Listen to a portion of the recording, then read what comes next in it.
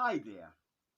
I would love to welcome you to the first episode of Learn a Word with Wurom Wurom TV.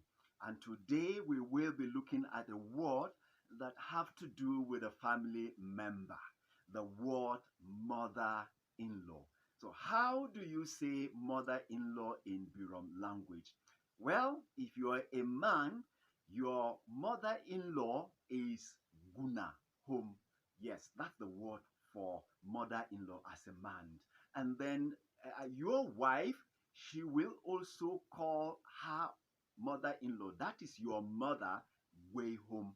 All right. So these are the two ways that you can actually pronounce mother-in-law in Birom language. So when next you are asked what's your mother-in-law's name in Birom language, you don't have to feel embarrassed at all. You can just go ahead and pronounce the word as a man, Gunahom, or as a woman, way home. Well, if you're happy you have learned something new today, leave a like and let us know your best Birom word in the comment section, of course. And if you are not following yet, feel free, free to click the follow button so you don't miss out on the upcoming episode of Learn a Word with Wurom Wurom TV. Bye bye.